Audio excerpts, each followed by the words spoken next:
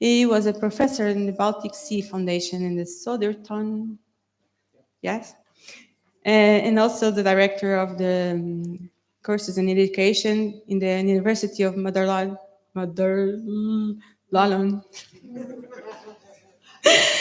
also in Sweden. He degree as a PhD in 1994 in the University of Uppsala, where he worked as a lecturer in the direction of the teacher education. Yes. So he also worked in other places related with education of teachers, and he was a director of a research group, CIDES, focused on the philosophy of the education, then learning and education, and the theory of curriculum. He was the president of NERA, from which he is still a member, and his research is about the emancipation policies, ethical and responsibility, aesthetic of freedom, and social justice for education. He has several publications, including books, and he was distinguished as a professor at the University of South Australia. And welcome. Thank you.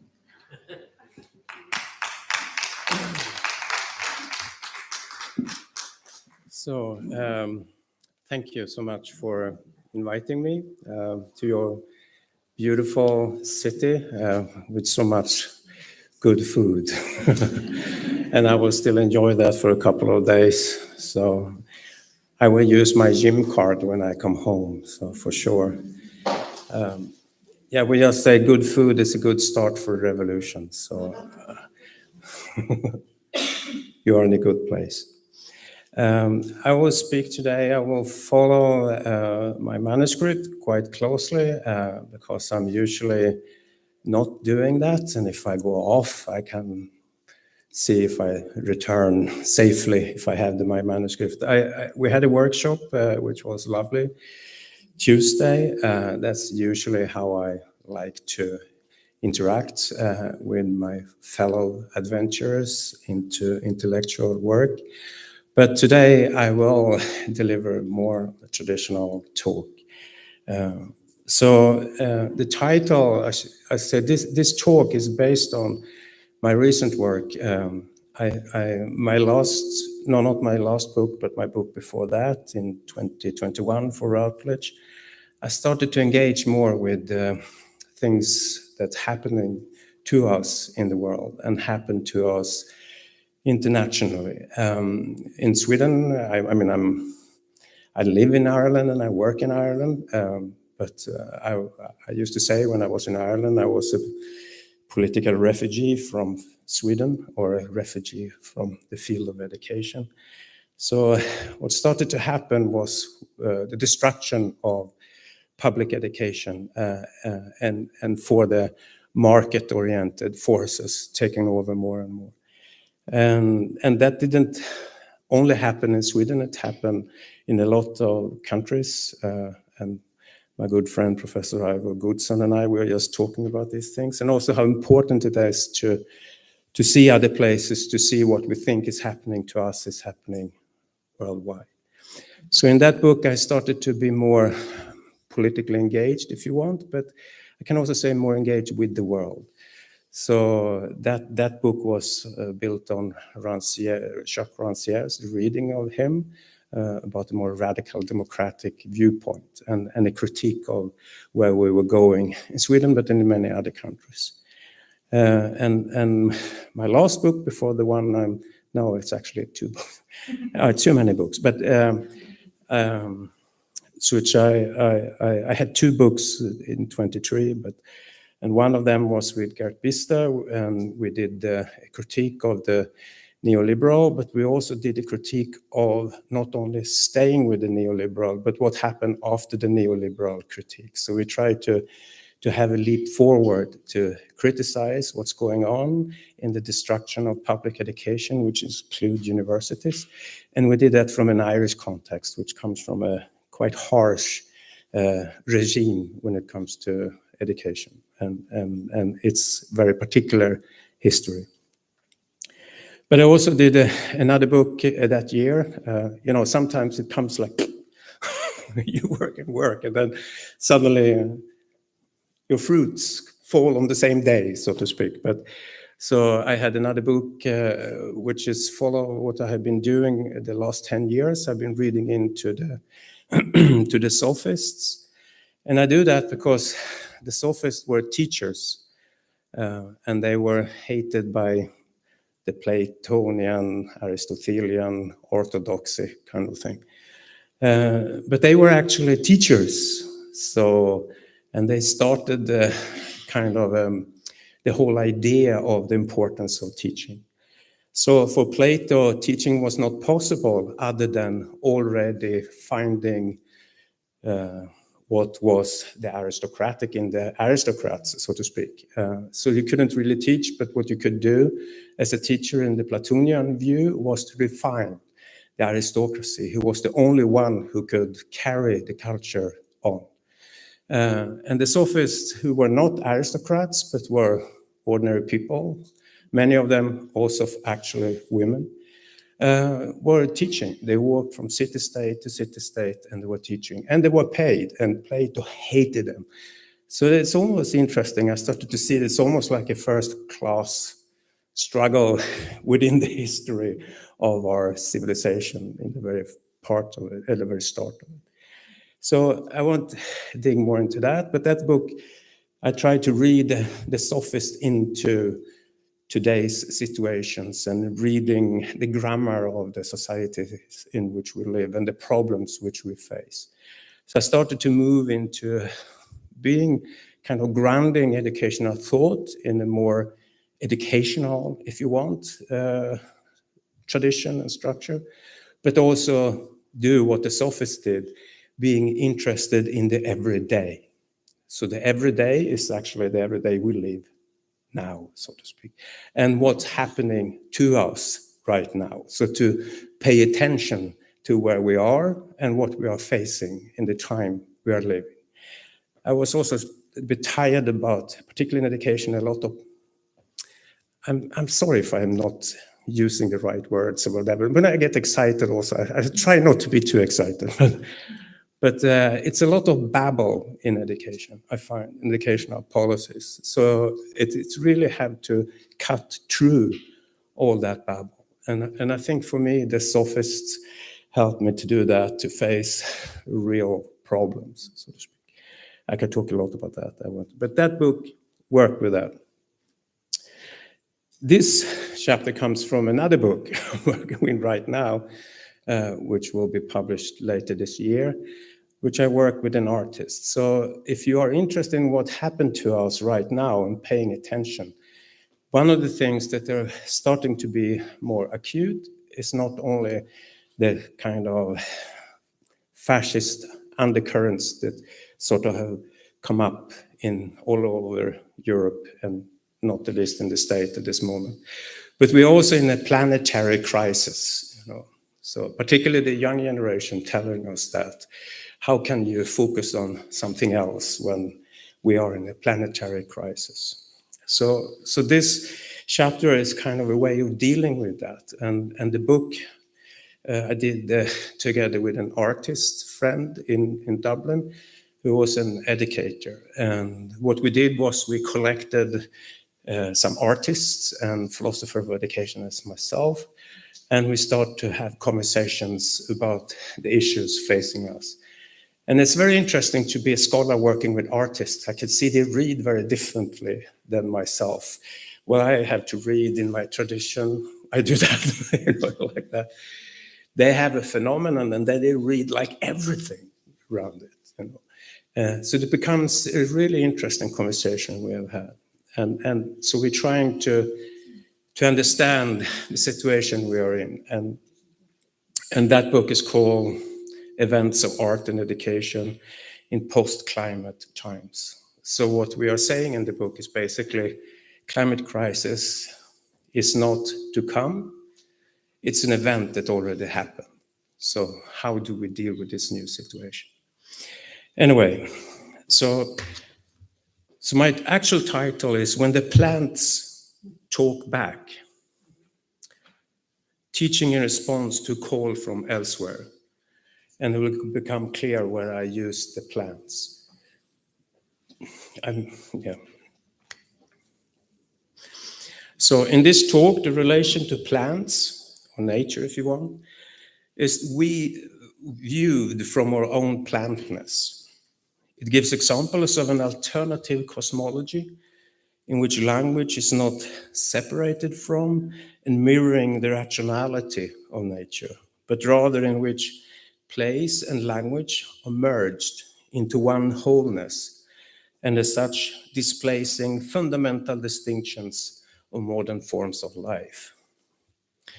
A consequence of the sharp split between man and plant in Platonian Aristotelian orthodoxy and modern capitalistic life forms is understanding what nature is in man to be controlled and or used. In this respect, they are complementary forces from the point of nature. They have similar consequences. And the Platonian Aristotelian orthodoxy creates the reality in which the use of and control of nature makes sense. It makes a capitalist life possible, in which nature is only a resource for man to use as he pleases. Both Aristotle and later Immanuel Kant deal with this issue of the nature in man, and in complementary way establish education as that force which will transform the inner evil, which is the same, isn't it? So the problem of evil or radical evil is the nature in man. So transform this inner evil of man, his nature, or what I call plantness, to complete for Kant, God's plan of perfection. For Plato, the role of education was to perfect man, to perfect the state, making education and teaching into fundamental tools for producing a particular state of perfection. So by perfecting ourselves through education, we perfect the state.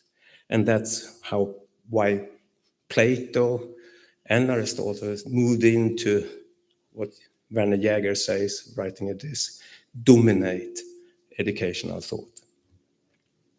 Producing man himself as internally linked to the state. And this is very important. So this is like the very formation of man, as the Greeks did, they invented the idea of man. But for Plato, they invented man and state as mirroring each other. For a man to realize himself, he simultaneously realized the state. So this self-exploration of self, that is anyway. The patterns, the subject and object established in such a state mirror each other perfectly, as I said. Perfection is, in other words, is socially, politically, and ethically dominating the educational state, and the man taking shape within such states as a perfect object for the will of the state.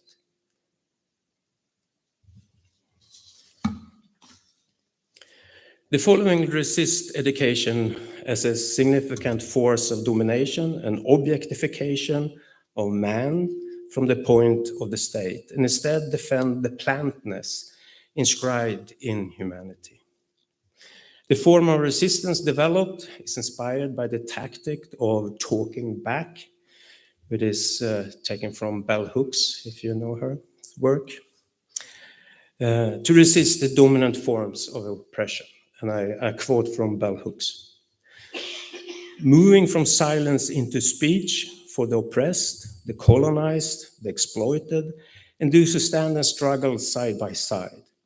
It is a gesture of defiance, I can't say that word, I do it, but I can't say it, that heals and makes new life and growth possible. It has the act of speech, of talking back. That is no mere gesture or empty words. That is the expression of our movement from object to subject, of the liberated voice.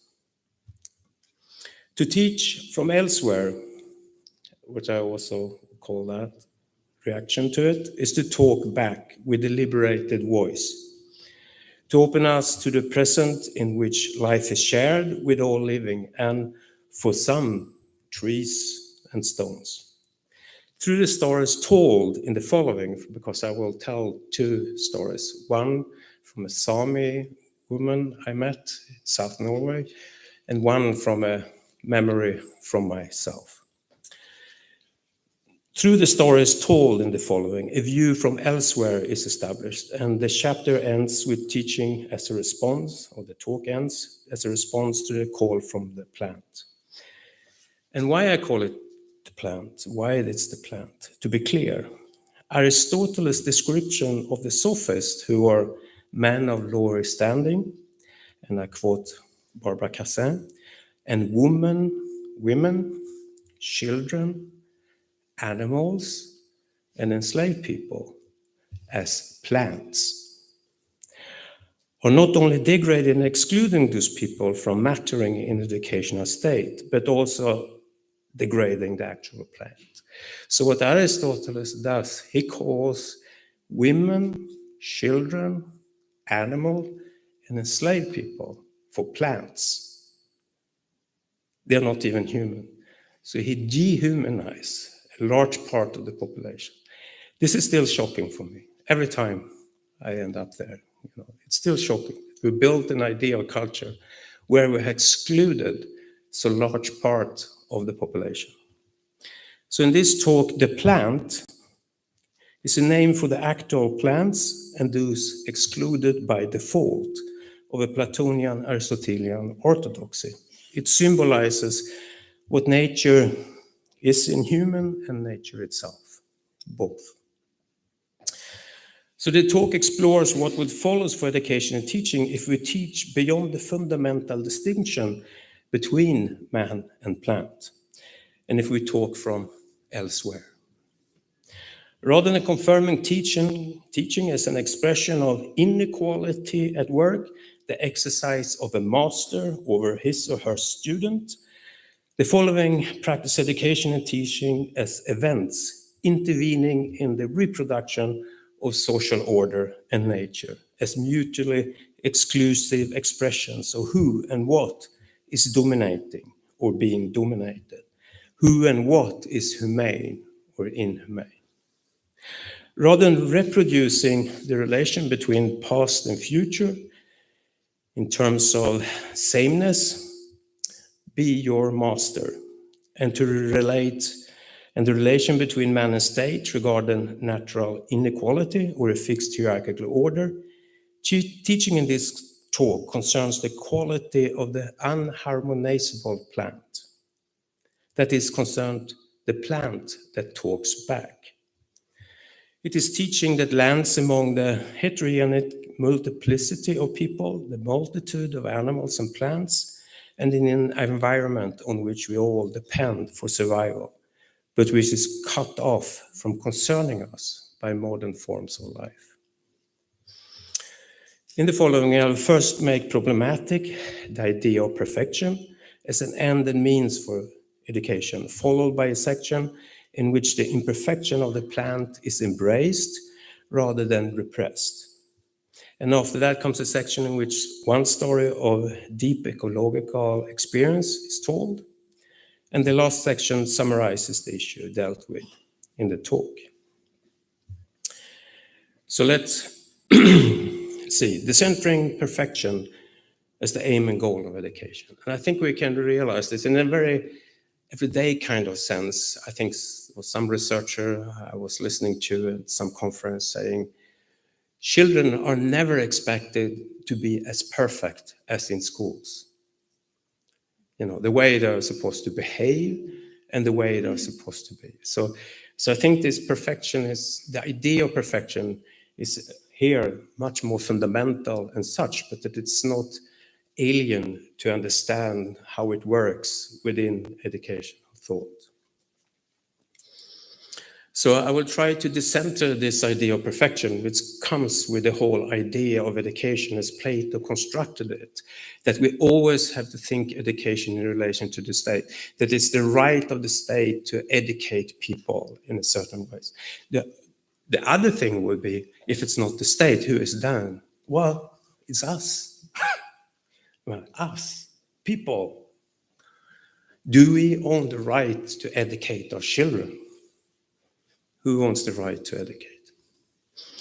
Anyway, in capitalism and nationalism, both the male body and what is culturally assigned to it, strength, aggression, and competition, are the driving force of the economy, as well as an image of the state itself, as one organism in which the inner psychological patterns of being a man or compatible with the social political patterns of the perfect state. I think it's all, one person is always on our mind these days. They say Trump. Man and state mirror each other in perfect symmetry, and the role of education and teaching is to hold up that mirror, to secure order and stability, and reflect what is considered to be the real as such. That is, such mirrors are not only to create a metaphysical image ideal of a perfect state of things, but to materialize a particular order of things as perfect reality. Central for culture in late capitalism, then, is a specific form of perfection in which the experiences of loss and grievances following the climate emergency we live in and the destruction of social equality and the aim and goal for liberal democracies following neoliberalism take violent forms. We live in very violent times.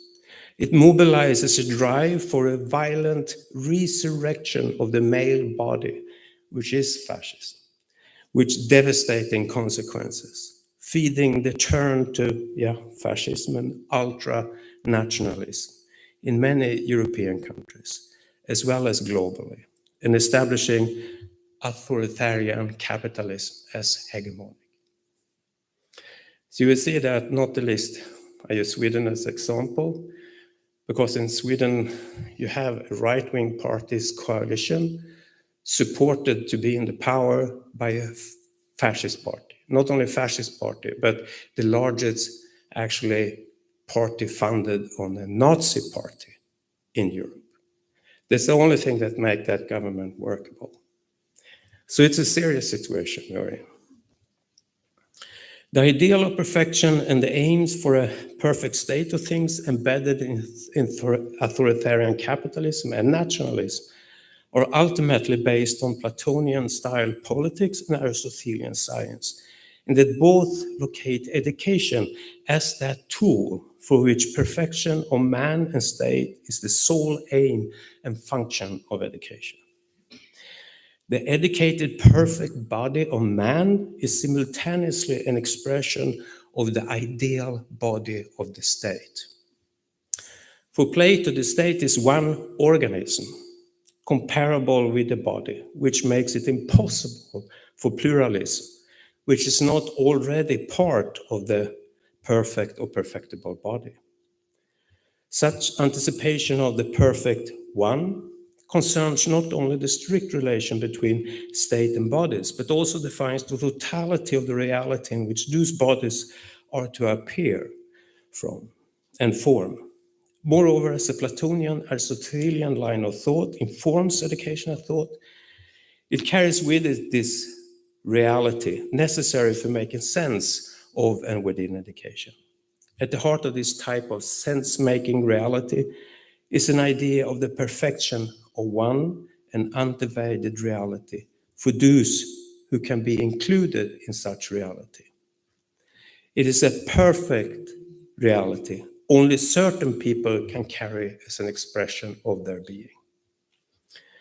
They embody or have the capacity to incorporate the natural state of things. They live the truth of perfection.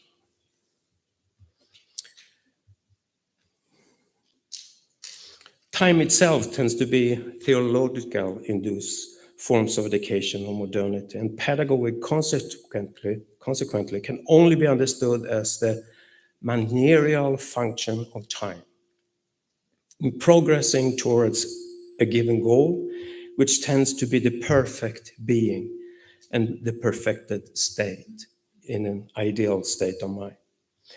Consequently, politics, science, and education in a Platonian Aristotelian line of thought, and here I include Kantian education, are all forces to overcome imperfection and all that is imperfect, nature, everyday life, the child, and more.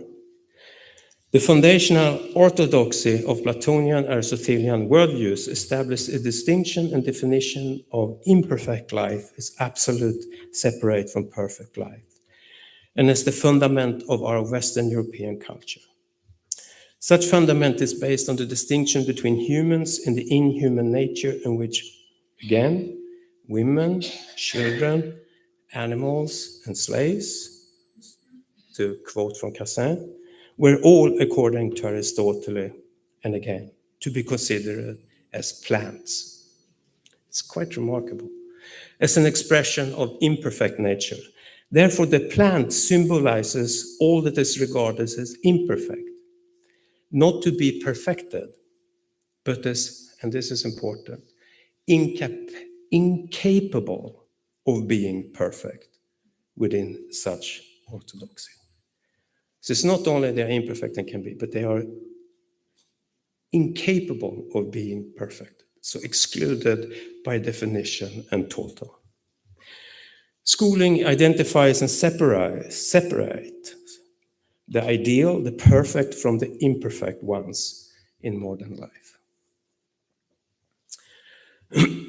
So in the following section, well, this is not a happy talk, I can hear, but still, it's a talk. In the following section, I will recall a language that does not operate on the assumption of sharp distinction between perfection and imperfection, between man and nature, or between the actual plant and ourselves. So what I will do? I will do what I call talking back, or living the imperfect life of plants. So what I do here is what Foucault called counter-discourse. So I take in this plant, because for Aristotle, I'm also a plant, because I'm not an aristocrat. I think most of us in here will be considered plants. So we are not even human in that type of orthodoxy. So I'm taking on that plantness. So what is the plantness in us? And then I go to other cosmologies than the one that sort of emerged from the Greeks, and through which we define our lives and our history of civilization. So, and that I met a Sami daughter. You know the Samis? When I say the Samis, do you know who the Samis were? Or is? It is the people who live in the north of Sweden, Finland, Norway, part of Russia, and they live on reindeers. And they are the natives of the Scandinavian countries. So there are kind of different tribes of them, and they have maybe more in common with other native people in the world, kind of thing. And they were, from the Swedes' side, were treated as all colonial powers in a very bad way, and forced into state education and sort of trying to make them settle But they still live in Norway and Sweden and Finland and over there. And when I talked, she was a doctoral student, but I call her Sami daughter because that's how she presented herself. Her father was Sami. She was kind of rediscovering her Sami roots by learning Sami language and culture. So a Sami daughter told me at a symposium in South Norway that the Sami language, it's called Sápmi, does not work through categorizations like Norwegian or English or other modern languages.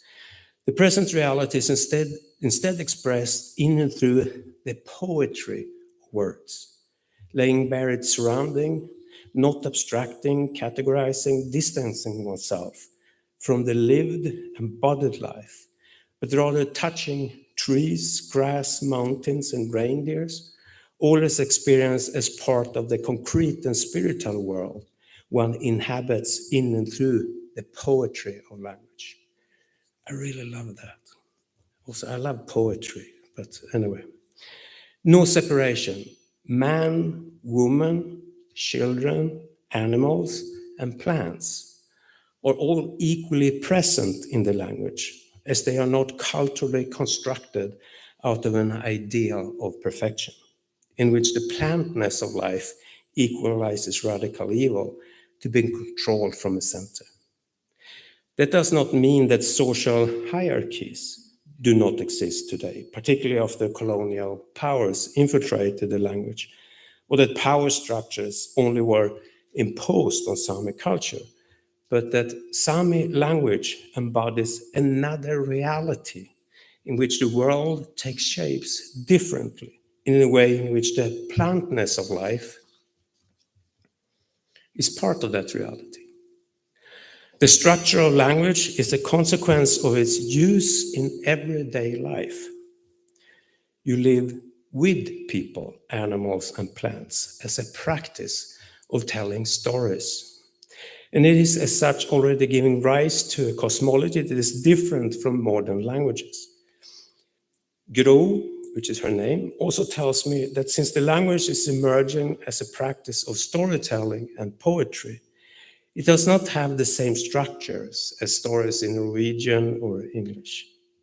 It does not have a beginning, middle, ending structure with a clear conclusion, but is expressed in the poetic way.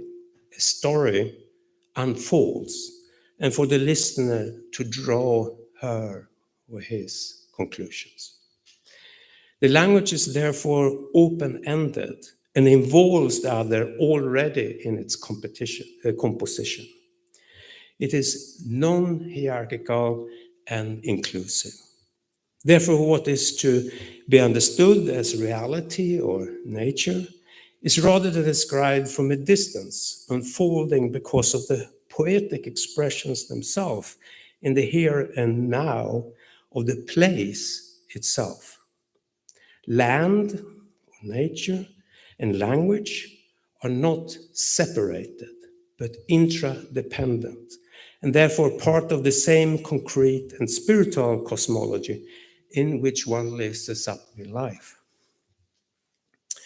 Therefore, the land issue, because what's happening is, of course, that the capitalist powers are still moving into the north, and particularly now, when we all need batteries to our electric cars, we need, they happen to have resources in the north, so there is new mines being, being digged.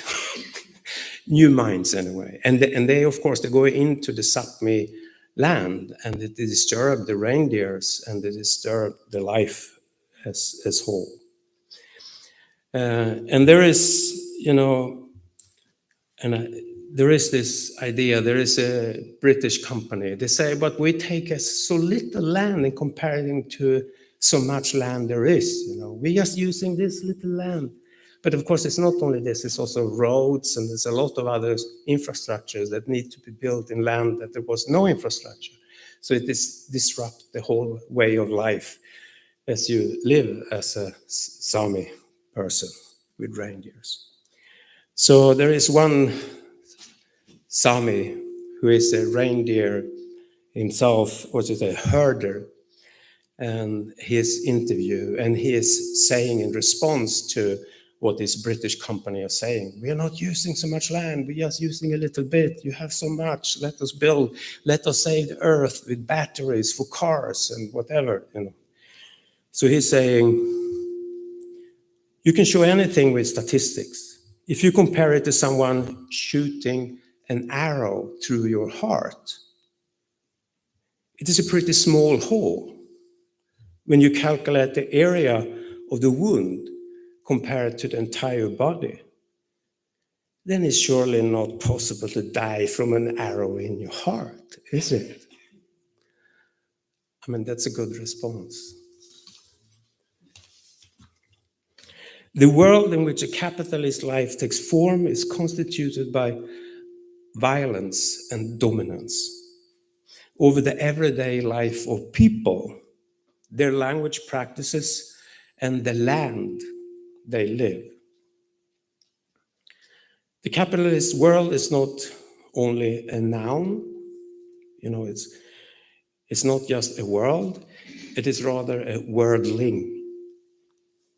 That is, in my words, a performative cosmology of capitalist worldling, the making of a world. It doesn't accept other cosmologies. It's one world, it's one cosmology. Capitalism in continuous performativity of reduction to its cosmology, to its one singularity.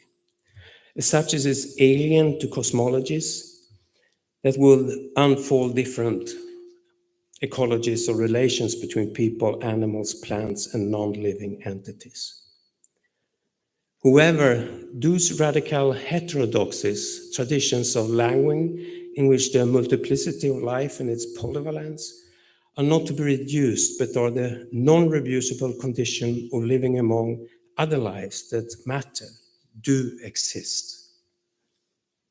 As shown above, and tap into those means to enter into a radical, different plurality of worlds. And I can jump a little bit here, so it doesn't be so long. But those worlds is not, we have a tendency when we talk about these other cosmologies, it's always somewhere else. We talk about the natives in South America. We talk about the natives in the north. We talk about, you know, people living their lives as they have done differently than the modern capitalists, or in Africa, you know, all the different ways of living. And that is it's a risking that. And what we tend to do when we tell these stories is that we tend to re-centralize ourselves by making our own position the context from we mention these other cosmologies. But what I'm trying to do with my next story is to show that it is rather those cosmologies and these different forms of life is not exotic. They are just different experiences of life. And our own place or own land that we stand also carries this kind of different cosmologies. So we live through one, you know, the capitalist modern form of life. It's just one, but we all have experiences somewhere else. And unfortunately, often education is a way of get us into this tube, of capitalist modern forms of life. So I will tell a story from my own childhood, just because of that. And I think it's also something, Ivor and I had a very long conversation today, so I get flashes of that conversation. But the importance to have other experiences from other parts of the world also show you that there is you live differently. For myself, I lived 2 years in Ethiopia when I was quite young. So I learned a completely different way of seeing the world, just being in a place where suddenly, you know, the moon is different. You know, it's on the other side of the equator. So it's literally physically another worldview kind of thing.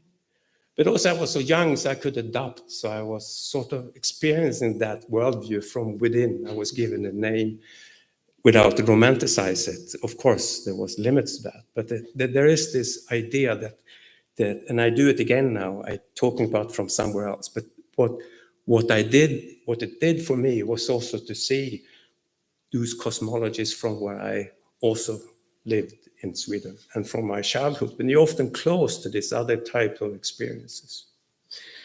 So this is, okay, so I read the story.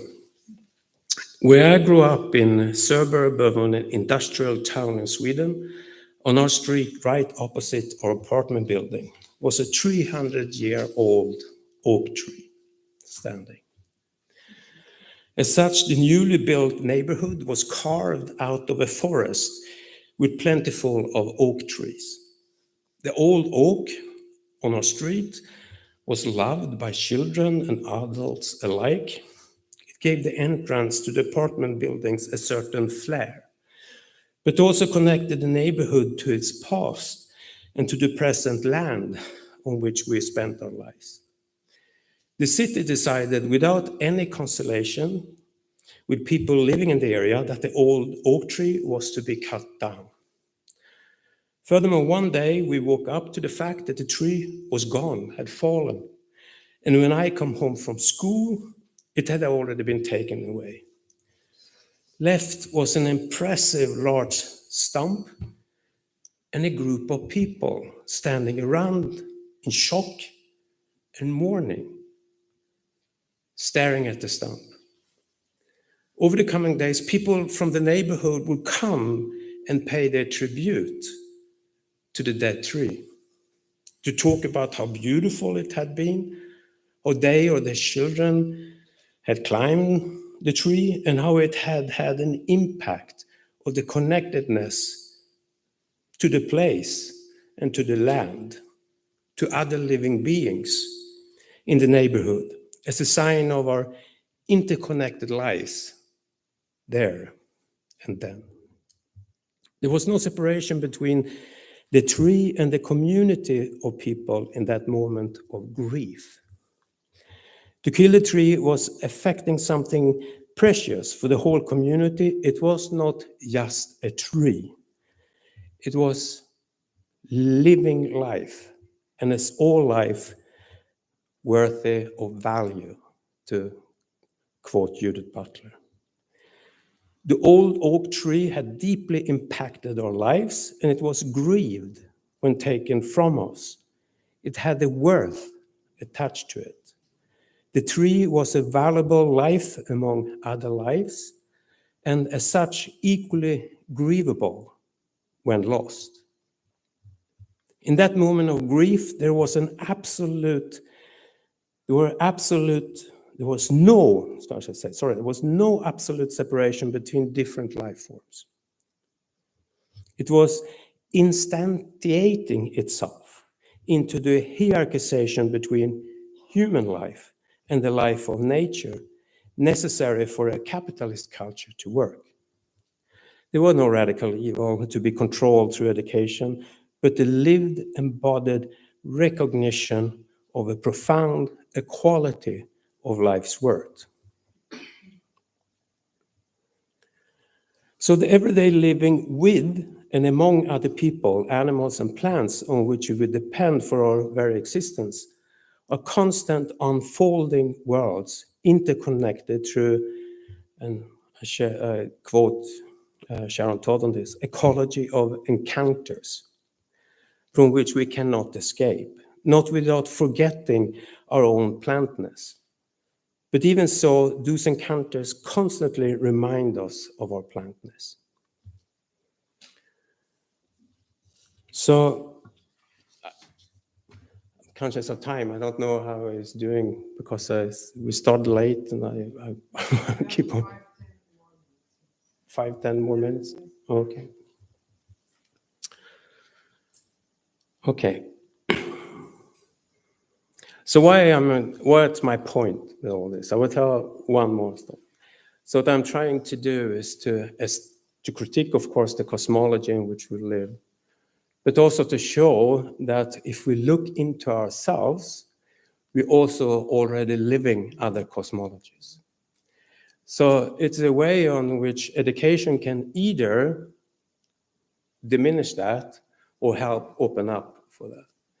And I think this open up, what we do then is what Judith Butler asked of us to do, is to, recast life as worthy, as what's it called, worthy of value.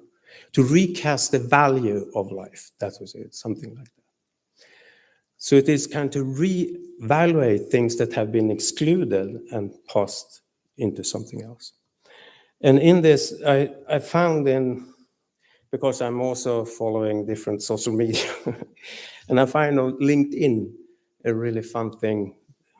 It looked fun, but it was also very interesting. And there was someone called Sabria Rahti posted, and it was an art installation. And the art installation, it was made of a plant, and to the plant was connected electrodes. So from the electricity of the plant, they were connected to a robotic arm with a machete. So the machete was swinging like that. So the plant, in a way, was defending itself, from what we do to it. So the point of the installation, as I read it, was not whether the plant was consciously defending itself, but rather to pinpoint the de facto drastic need to protect itself from the vast devastation of extinctions humanity is inflicting on anyone or anything else on this planet which is not considered worthy of value, or whose only value is to be monetized through capitalism and consume. So the response to that, and I won't be able to develop it now because time flies, but there is something in this which we are in the here and now. And it has something to do with the attention of the here and now.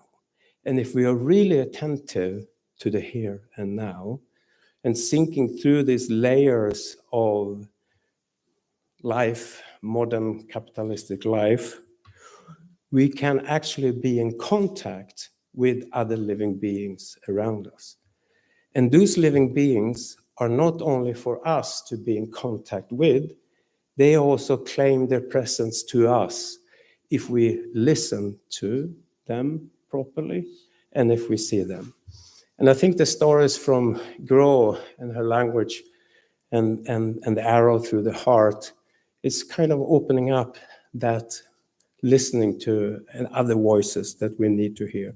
And when I say teaching from elsewhere, it is actually trying to teach beyond that kind of what I call, in big words, modern capitalist way of life. It's to teach from another type of cosmology in order for us to be able to open up ourselves to see the worlds we have within us already, and therefore also to connect differently to the nature and to other people and other living beings around us. So yes, I am there, so thank you.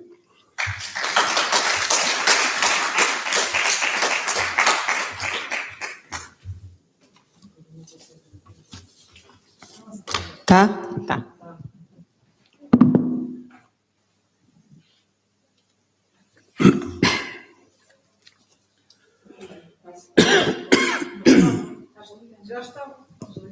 Não? Sim. You want to talk there or here? Right. Okay. So, you were talking and was remembering our walk yesterday in Lisbon. When we were near the castle, we were in the walking, and then all over the sudden we had a big tree. Oh, yeah.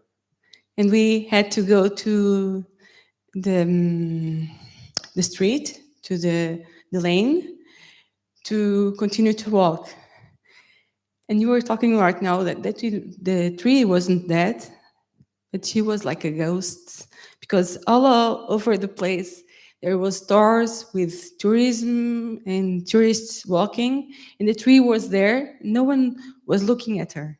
So when we had to go because she was disturbing us during our walk, right?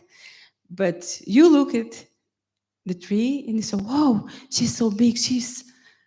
And you took a picture, and the tree has this forming in the tronco. How would we say tronco in the body of the tree have these big volumes, like she was saying, "Oh, I am here." Okay, so I kind of connected. So I'm from the art world, so this is I'm seeing your words through my world, and I felt that right now.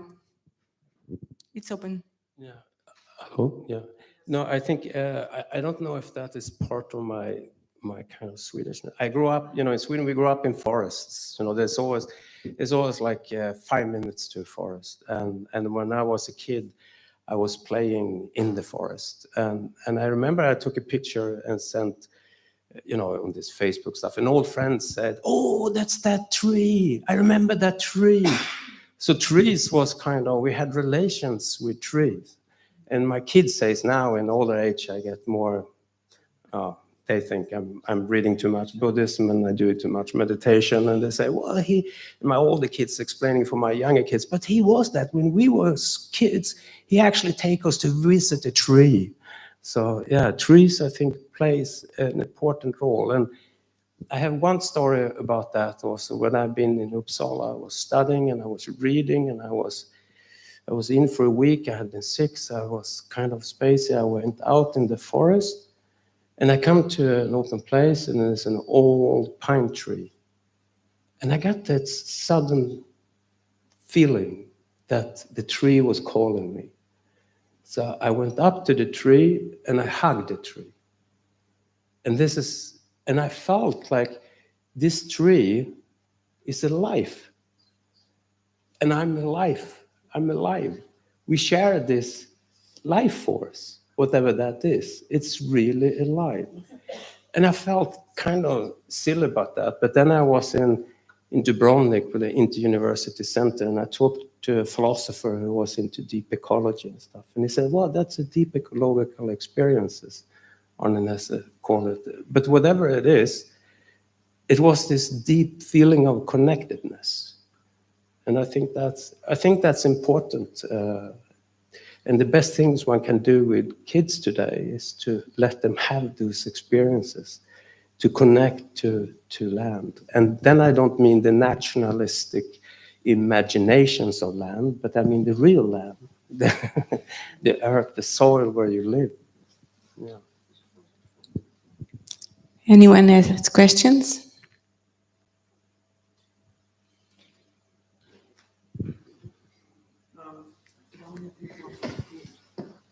Conectar.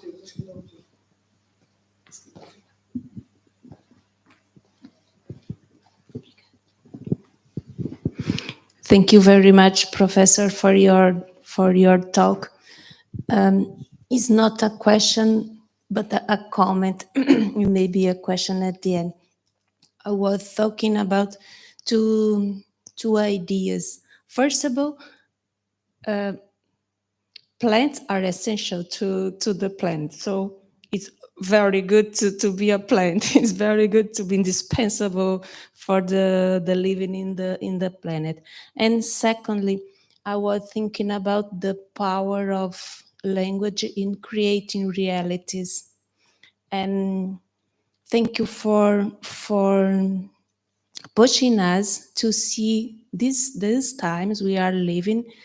With your talk, we were kind of pushed to think through another way. And I was thinking, what new world, what new realities can we create with our language, with this incredible capacity there is language? What new world can we create to react to this kind of reality we are living in now? Yeah, in working on the book we're working on now, I stumbled on a text from 1543 or something like that, which is when I can't remember his name, I'm sorry about that, when were the first maps of the world. And I kind of realized that, because the artist I work with, he's talking about mapping, as you know, but then he also talking about hacking the maps. So I realized that since we start mapping the world, that's mapping have continued. We're not only mapping the world, we're mapping our social existence, we're mapping our internal existence, and we are totally mapping. So mapping, and I see the technological inventions we live in and is happening is a continuation of those mapping. So for me, in order to see what's outside the maps, is we need to hack these maps. And that's why I also work with artists, you know. So because that's what they tend to do. They make a hack into the maps. And yeah, so and in that hacking the maps, I think there is a level of existence that we actually have to deny in order to live in these maps. And I don't find it mystical because it's like, yeah, I don't think you have to go to mystical because you have to, it's just to the experiences we all have as humans, you know, in that, without going, yeah, to be maybe too unspecific, but this possibility to live beyond the map, I think is possible. And that also, like this cosmologist I'm trying to work with or understand, this other way of languaging, the other way of talking, they carry this other kind of experience. I mean, I am a Gojami, so I was introduced to the roots of the village I lived in Ethiopia, and they gave me a name. And that was also a total different cosmology because they said they gave me a name for someone who lived on the border of nature and culture, whatever that was. But I talked to some indigenous person from America, and he totally understood what I meant by that, or what was meant by that. So there is this other cosmologies that fit, but they are sort of beyond the map. The map is the modern world. It's the map is the Trumps. It's the maps. It's the, you know, all that kind of things. AI, I think, is a continuation of that map, more sophisticated. So yeah. So.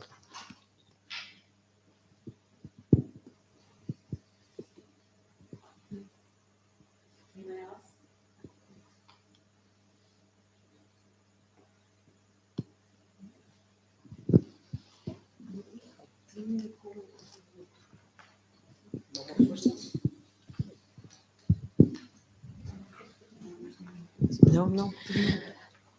I want to ask you a question.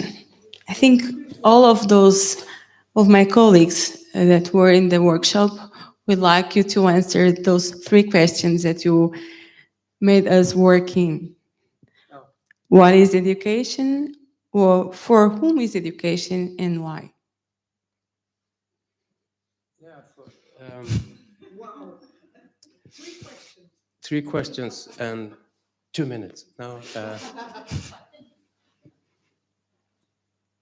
education for me is I'm very much with the sophist. It's about how to live with other people in the everyday of life. And this with is the most important word we have.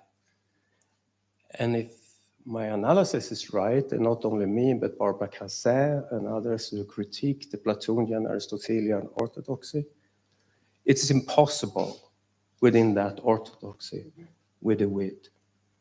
But the sophist brings that with as the very foundation of the way we can live together. Because in the oneness, there's so much excluded. There's just one.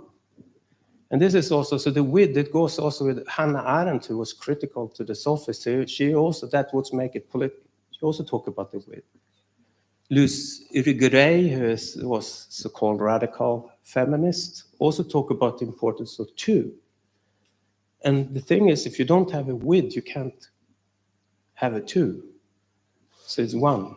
Also, like with the sophists, it was not only that they were not aristocrats, there's also the first women to appear in philosophy or in thinking, in history. So the play Helen, what is this, Euripides, is the first time Euripides was a sophist.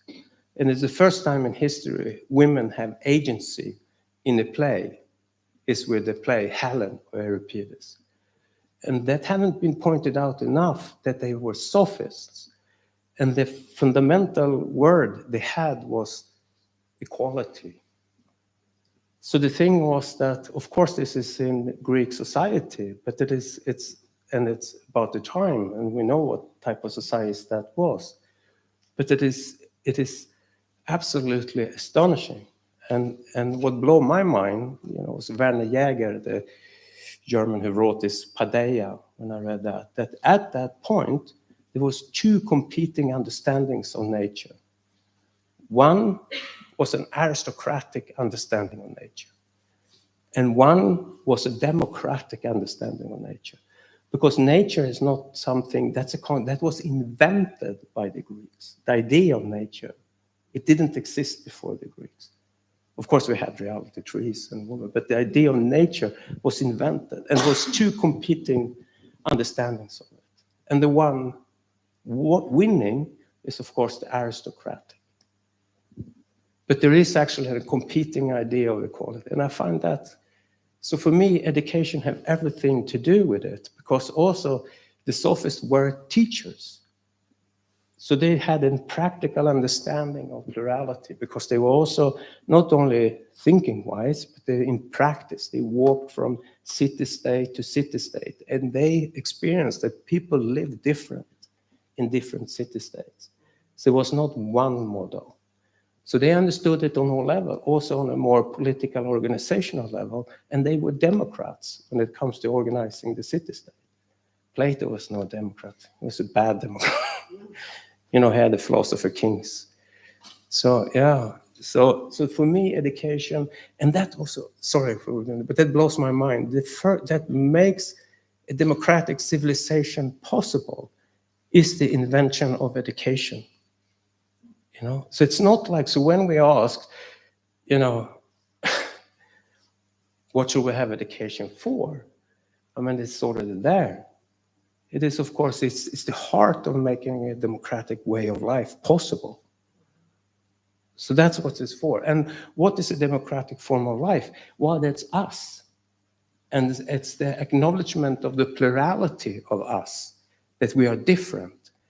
And we need education because we are different. We have to find out how can we live well together because we are different in a world in which we try to create for ourselves. But for the Plato's, education is not possible. He's a philosopher, and it may be important for philosophy. But if you have one organism, the pluralism is not possible. It's just parts of that organism, and they all strive to this oneness. So for me, the pluralism is not a position or an idea or an ideology or whatever. It's the very foundation of that which make a civilization possible, and it's the very foundation of educational thought, which makes democratic organization possible. So yeah, so maybe in that's how I see what education is, and who is it for? Well, it's for us in our difference, living together the best way we can. That's what education is for. So why? Yeah, to live well together. No. Anyone else? No, okay. Depois não fica na gravação. Não fica na gravação. I was thinking about this plurality, but Do you think that this plurality have implicit the question of power? Because if we recognize in true this plurality, we have to recognize different, how can I say, center of power in different territories. Yeah, because you were talking about in a moment about Africa, and we are discussing today in the lunchtime about Ubuntu philosophy in Africa, that we believe that we are, I am because we are. People used to translate I am because you are. But in African philosophy, we believe that community comes before the individual. So, as we live in a community, we have to live together, each other, and with the nature. That's what means Ubuntu. But recognize this, I think. The question is more deep than philosophy. It's about politics, it's about power, it's about money. So, what do you think about? Yeah. 1 minute.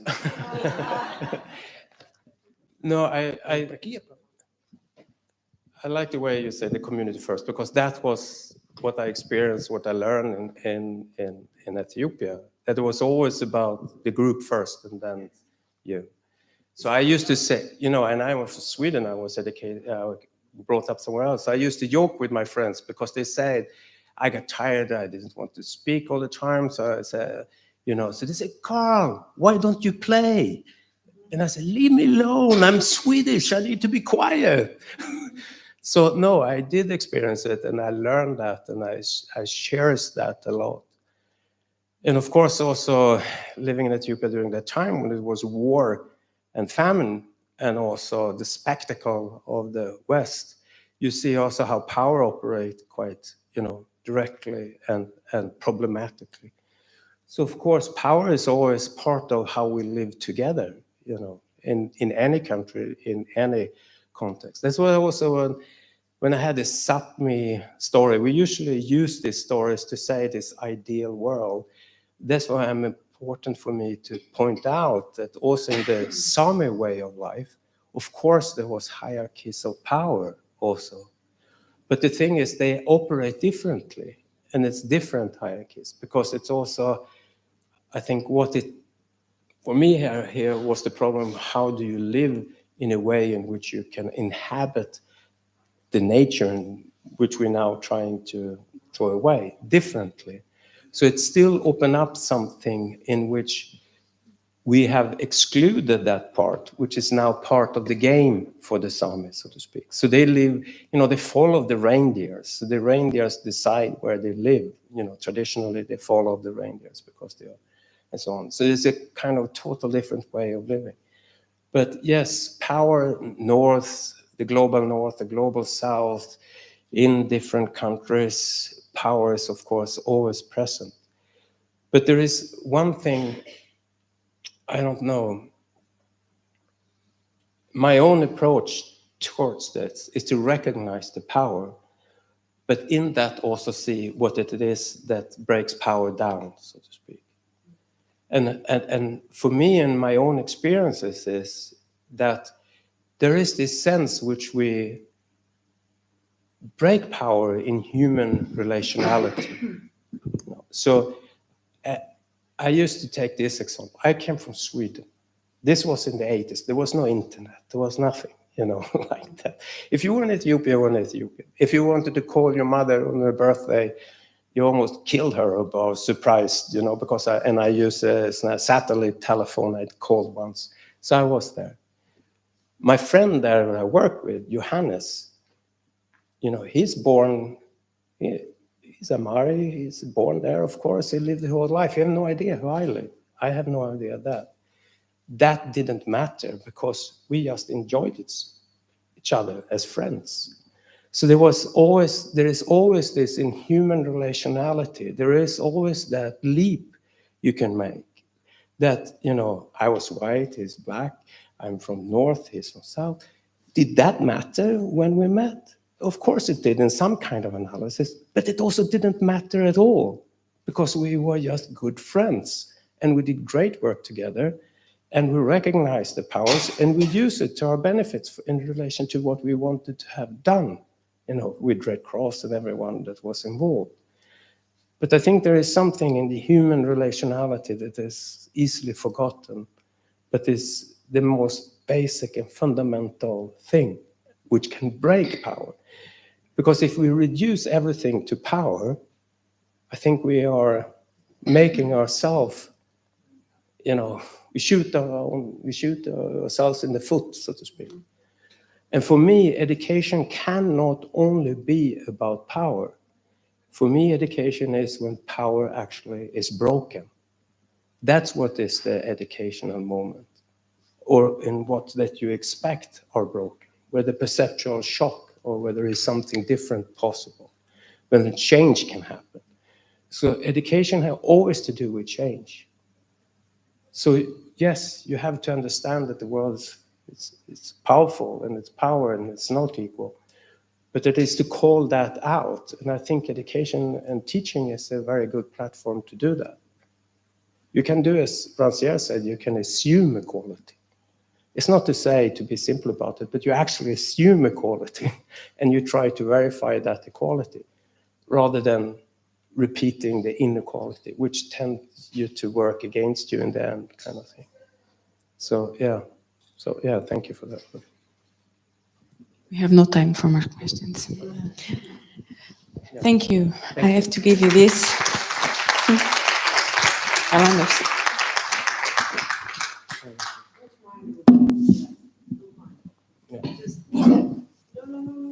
Calendars. I have to give you this. From.